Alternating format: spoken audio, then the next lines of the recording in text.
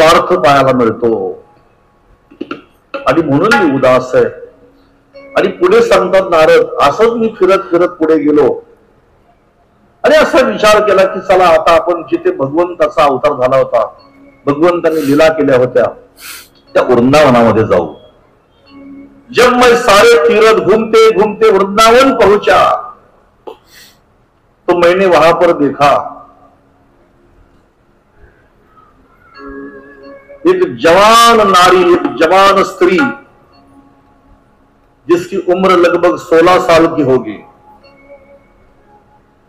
नारदजी म्हणतात वृंदावनामध्ये गेलो, चला तिथे तरी मला समाधान मिळेल. यमुनेच्या काठावर गेलो आणि तिथे बघितलं तरुण स्त्री मोठमोठ्याने रडत होती. तिच्या बाजूला 2 म्हातारे पुरुष पडले होते आणि बऱ्याचशा स्त्रिया तिची सेवा करीत होते.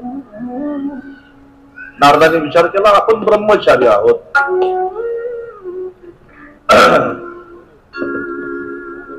मी तिकडे न बघता मी सरळ माझ्या मार्गाने पुढे चालत राहिलो. मी तिकडे दुर्लक्ष केलं, मी माझ्या मार्गाने पुढे चालत राहिलो. तेवढ्यामध्ये त्या स्त्रीने मला हाक मारली.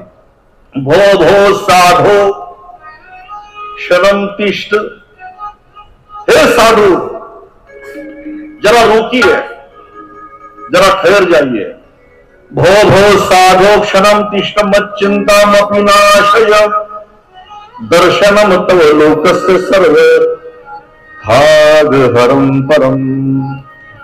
हे साधु मैं आपसे प्रार्थना करती हूं, क्षणभर रुक जाइए, मेरी चिंता दूर कीजिए, माझी चिंता दूर करा. आपल्या दर्शनाने मला खूप समाधान वाटलं, आपण क्षणभर थांबा. बहुधा तव वाक्येन दुःख शांतिर्भविष्यति, यदा भाग्यम भवे गुरी भवतो दर्शनम तदा. मला माहिती आहे की साधूचं दर्शन पुण्याईने होतं, भाग्याने होतं आणि तुम्ही माझ्या भाग्याने आज या ठिकाणी आलेले आहात. माझं दुःख तुम्ही दूर करा. नारद महर्षी म्हणतात संकादिकांना मी तिचं बोलणं ऐकून तिथे थांबलो आणि विचारलं आपण कोण आहात, आपला परिचय काय. हे 2 म्हातारे पुरुष कोण आहेत आणि तुमची सेवा करणाऱ्या स्त्रिया कोण आहेत असं मी त्यांना विचारलं. बरोबर त्या स्त्रीने सांगायला सुरुवात केली. अहम भक्ती रीती ख्याता विमोमय तनयो मत हो, मी भक्ती आहे, हे 2 माझे पुत्र आहेत. हे ऐकून मला नवल वाटलं.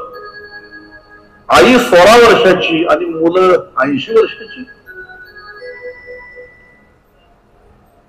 आणि म्हणून मी विचारलं त्या स्त्रीला तू भक्ती आणि हे 2 तुझे पुत्र एवढे म्हातारे. तिने सांगितलं तेच तर तुम्हाला सांगायचंय.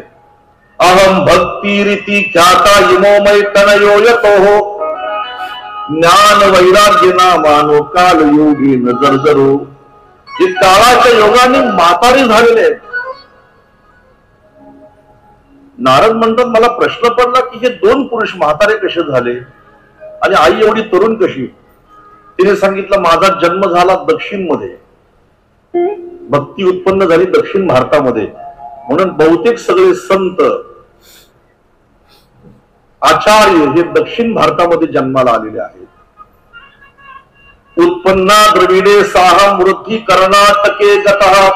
माझा जन्म दक्षिण मध्ये झाला, मी कर्नाटक मध्ये वाढली, महाराष्ट्रामध्ये कुठे कुठे माझा सन्मान झाला, पण मी गुजरात मध्ये गेल्यानंतर मी तिथे म्हातारी झाली.